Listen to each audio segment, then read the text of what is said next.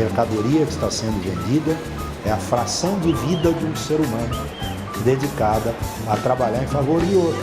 É uma forma de extrair mais-valia absoluta do trabalhador. Então, é uma forma que o capital está tendo de se sobrepor a essa crise, de tentar sair da crise e, mais uma vez, a crise vai ser julgada nas costas dos trabalhadores.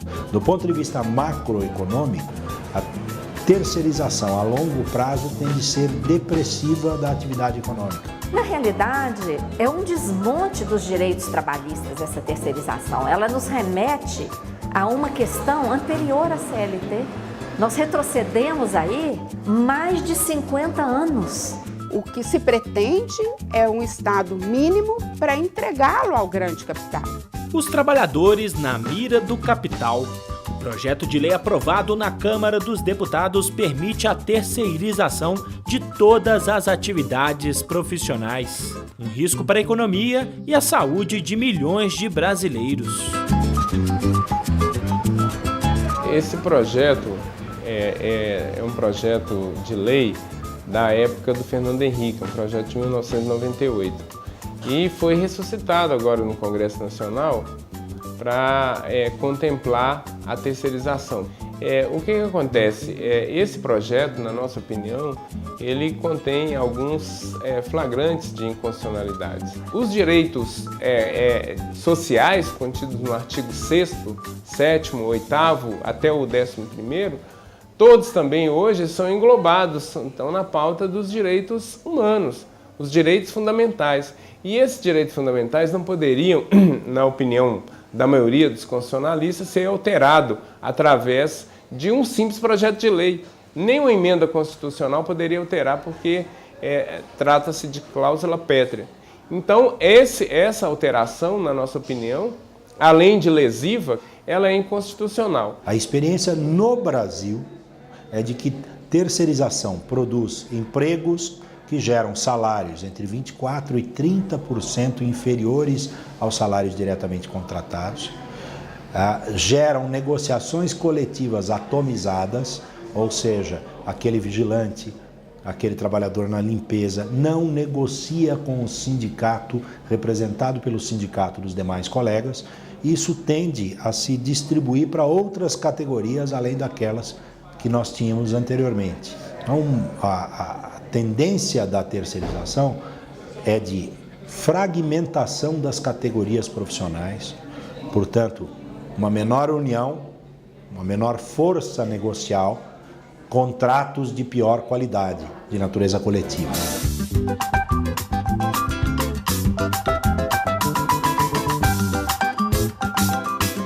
Terceirização é um fenômeno da administração de empresa criado para baratear custos e para otimizar o trabalho dos empresários. Se eu contrato alguém diretamente, esse trabalho tem que produzir lucro para um único empreendedor, o contratante. Se eu contrato alguém por meio de uma empresa interposta, esse trabalho tem que gerar lucro para duas empresas contratantes. E eu gostaria de entender como que na linguagem matemática 1 é igual a 2.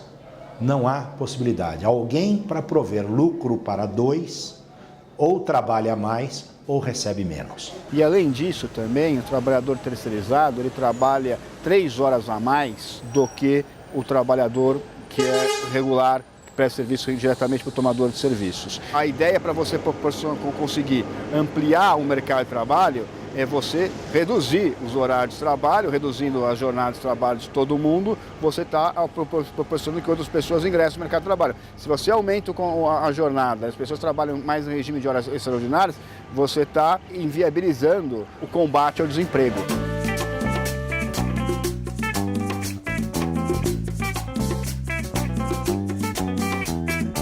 Ele agora, que não teve nem a vivência, ele entra aqui, as empresas que têm contrato com as concessionárias, as terceiras, pega esse trabalhador, leva ele para poder fazer um treinamento, que tem uma carga horária que está prescrita lá, que varia dependendo do tipo de função que ele vai ter que exercer. vai fazer determinada função, faz 60 horas. Para determinada função é 200 horas. Mas, de fato, esse treinamento são 2 dias. E são 2 dias muito mais de persuasão de um instrutor contratado pelas terceiras, de falar, eu quando eu trabalhei eu fazia isso, e não acidentar, você não vai acidentar não. Quer dizer, é muito mais falando para ele, você vai fazer, você se vira, do que ir discutir com ele o trabalho. Né? Falando que foi às 60 horas, não foi. Não passa informação, é só essa pressão e volta o trabalhador, e aí o trabalhador, nesse momento, ele tem uma evidência que ele pode intervir no sistema elétrico, mas ele não tem condição nenhuma de fazer isso. Para não arriscar, vamos dizer assim, o seu pessoal próprio, inventaram a terceirizada e joga nós lá. Porque esse serviço é radical. E se você chegar num lugar para construir uma rede, você olha para uma rede aérea aí em cima do morro, aí você imagina, eu mesmo, antes de estar empreiteiro, eu imaginava como é que esses caras passam, esses cabos aí. Como é que aquele cara leva esse poste? Tem lugar que não tem como ir caminhão e lá tem um poste. Entendeu? Você, como que esses caras levam um poste lá? Então, é uma história que ninguém conhece, um povo que ninguém conhece. Porque temos que entender uma coisa, que quando você reduz direito trabalhista, esses impactos eles irão para a economia. Porque o direito do trabalho ele tem 2 grandes funções, que é criar um patamar mínimo civilizatório das relações de trabalho e distribuir renda. E aí diminui a distribuição de renda, diminui as compras, diminui o comércio, diminui a atividade empresarial também.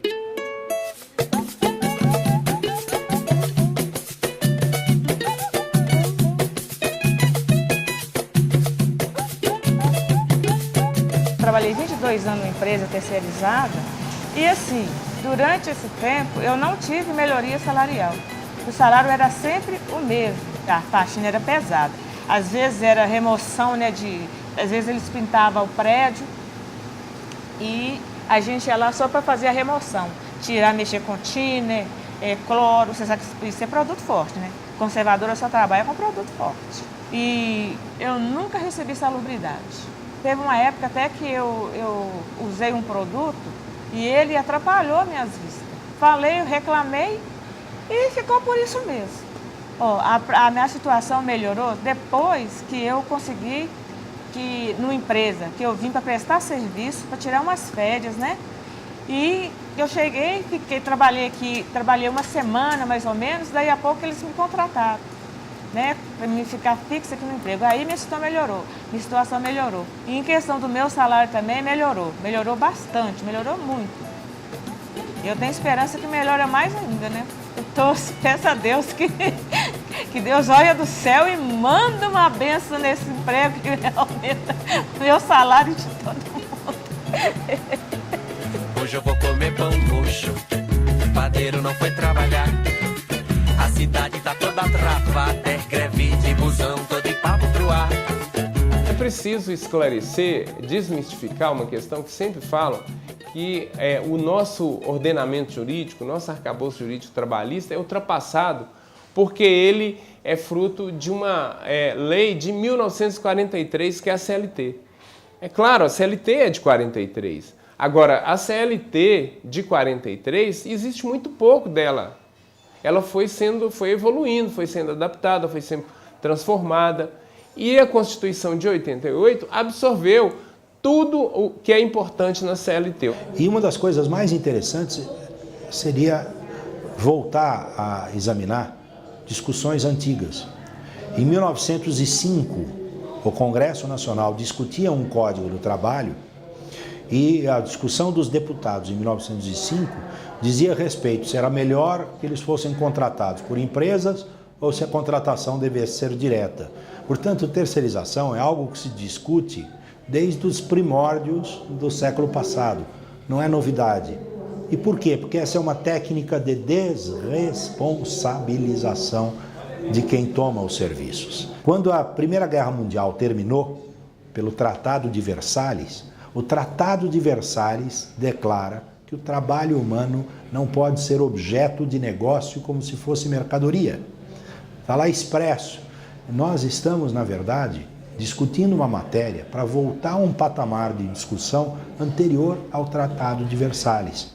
Enquanto Zumbi trabalha cortando cana na zona da Mata Pernambucana, o Lorunquê vende carne de segunda a segunda. Ninguém vive aqui com a bunda preta pra cima. Tá me ouvindo bem?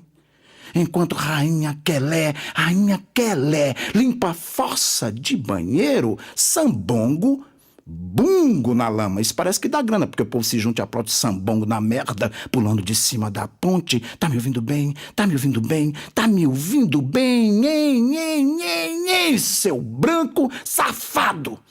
Ninguém aqui é escravo de ninguém. Os dados estatísticos aí demonstram essa chaga que nós convivemos diuturnamente da desigualdade social, que nós temos que combater, lutar para melhorar isso e não para acentuar e para agravar ainda mais essa desigualdade social, que é o que vai acabar acontecendo em última análise, se forem aprovadas as reformas trabalhistas. Então, esse projeto, além da sua inconstitucionalidade, eu acho que ele deve ser combatido, as entidades devem entrar com ação direta de inconstitucionalidade e o sindicato deve se mobilizar para que ele seja derrotado, que ele pode ser derrotado. Como derrotado? O Congresso Nacional votou, ele pode votar outro projeto, não sei se é agora e tal, mas eu acho que essa é a luta do trabalho hoje contra essa imposição do capital na legislação brasileira. Redução de custo é algo que precisa ter limite. Quais são os limites? Os limites de segurança, evidente, né?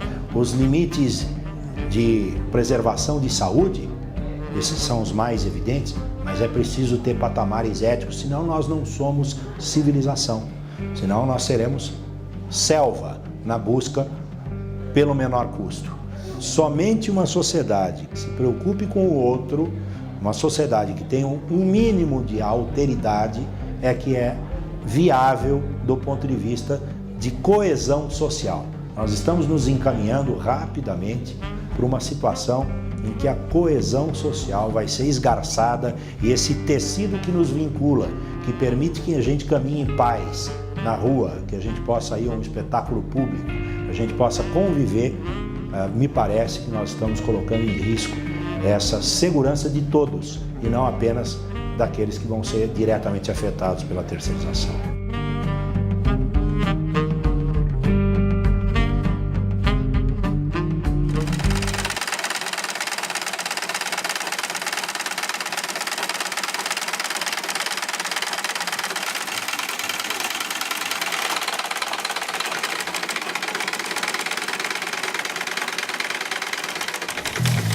Hoje a terceirização é um fenômeno que alcança majoritariamente mão de obra menos qualificada, justamente por conta de atividades que foram permitidas para efeito de terceirização. Então, limpeza, vigilância, segurança, são as atividades essencialmente terceirizadas. Só que isso vai ter um rol agora, um leque ampliado. Com a aprovação da lei, a terceirização passa a ser também uma ameaça para os professores e o futuro da educação. Eu penso que esse projeto de terceirização, ele vem para sucatear a educação brasileira, vem para sucatear a condição de professor e vem nos trazer ao trabalhador brasileiro como um todo a condição de escravidão. E ela possibilita, esse projeto, ele possibilita também a possibilidade de uma coisa que no direito chama pejotização, que é transformar o funcionário em pessoa jurídica, o que acaba 100% com a relação trabalhista. Acaba não ter essa relação trabalhista, você não tem piso salarial, você não tem férias, 13º, e além de você não receber o INSS, nem fundo de garantia, nem nada, você ainda paga imposto. Então, além da gente trabalhar, a gente vai pagar para trabalhar. A gente vai receber menos e pagar mais imposto ainda.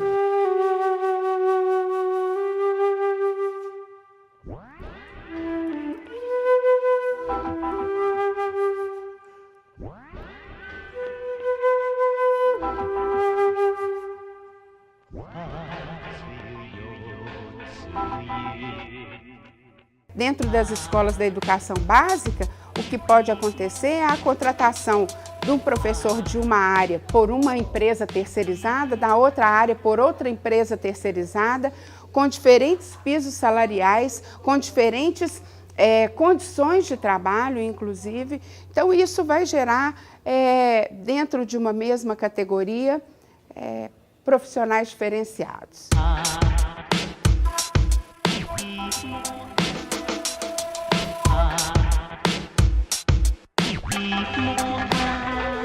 A atividade docente é uma atividade não é só de ensinar, mas é de aprender também. Então, se a gente pensar num professor que vai ter um contrato temporário, ele vai ser contratado em fevereiro e dispensado no final do ano, quando acabar. Ele vai ter um ano letivo, cada ano letivo ele vai ter um contrato diferente. Quer dizer, uma pessoa que tem essa situação, como que você vai dar formação, como que vai esse aperfeiçoamento pedagógico, digamos assim. Então, do ponto de vista mesmo pedagógico, é muito ruim. Do ponto de vista salarial, sindical, nós vamos ter um profissional que não tem a menor possibilidade de fazer qualquer planejamento.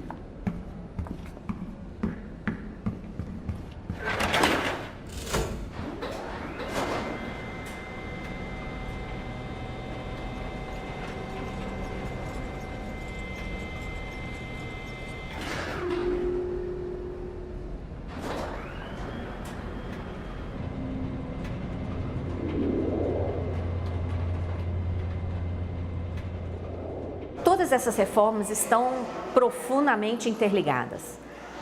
A reforma trabalhista e a terceirização, as duas impedem que o trabalhador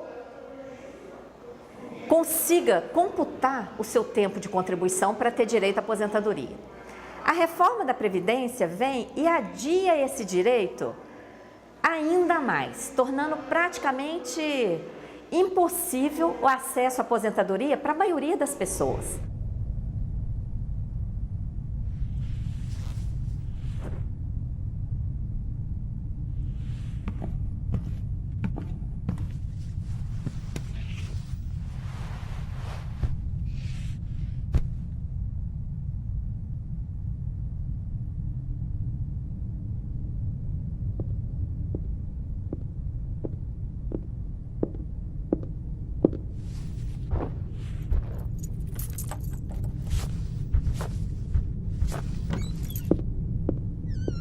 Só do governo vir a público e falar do déficit, falar que se não fizer reforma a Previdência quebra, essa mentirada toda, os planos de previdência privada já tiveram um acréscimo de mais de 20%, comprovado em estatísticas, só agora nesse período de anúncio de reforma.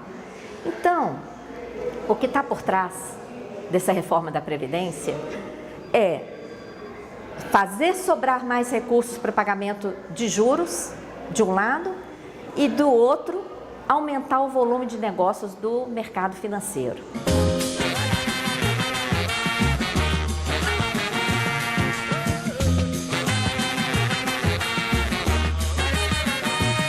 O papel da mídia é mais ou menos o mesmo papel de uma lente, de uma câmera de fotografia ou de televisão. A mídia pode ter filtros, a mídia pode ter até a lente opaca. E a mídia pode escolher aquilo que ela oculta e aquilo que ela revela.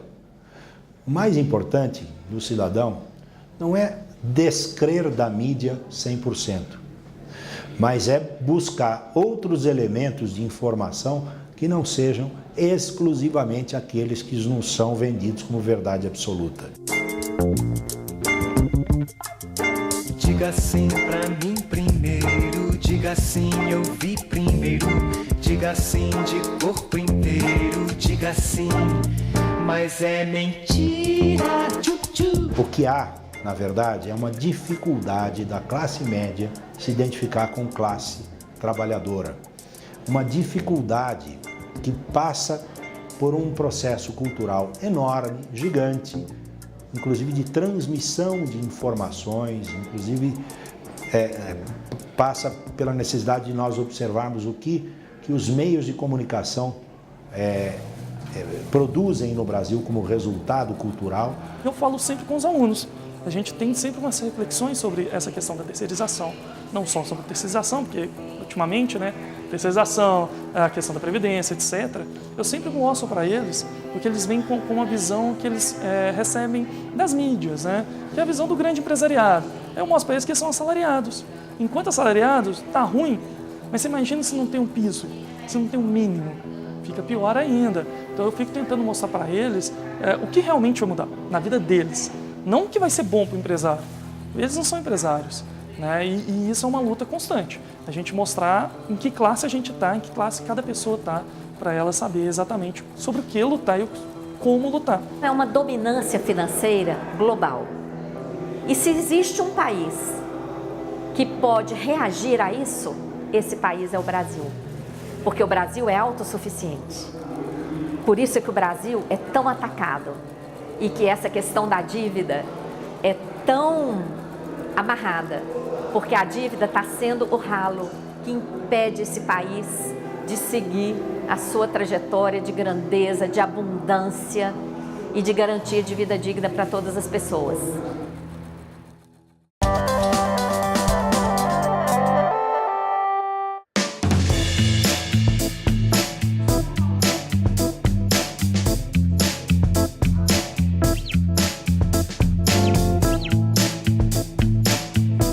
Reforma não, isso é acabar com a previdência social. A pessoa ter que trabalhar 49 anos de contribuição, mais 65 anos de idade, isso não é reforma, é acabar com a previdência. O maior patrimônio e o maior programa de distribuição de renda do Brasil. A cada dia mais pessoas estão ficando conscientes de que essa reforma é um desmonte da Previdência. Dialogar com esses deputados e convencê-los da necessidade de dizer não a essa reforma é extremamente importante.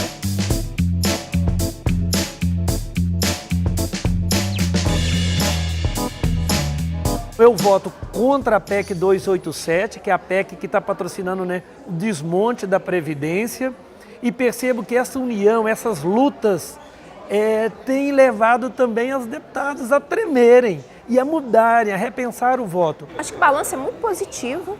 Nós tivemos a oportunidade de ouvir 11 deputados federais, dos quais 10 se posicionaram contra a reforma da Previdência, uma iniciativa do Sindiúti com o Simpro, em diálogo com o presidente da Assembleia Legislativa, que rapidamente acolheu a proposta e a transformou numa agenda institucional.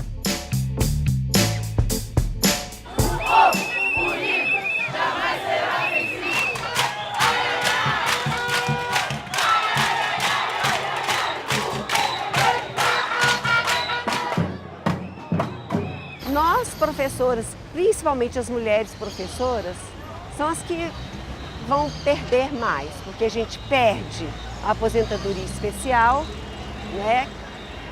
25 anos para a professora e 30 anos para os professores, e iguala aos homens no mínimo de 65 anos para aposentar, com o mínimo de 65 anos e mesmo assim com 76%, né? Você teria então 49 anos de contribuição.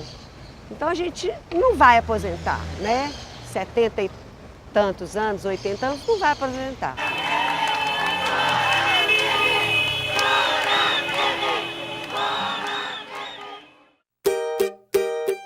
O recado é o seguinte: a hora é agora e vamos que vamos.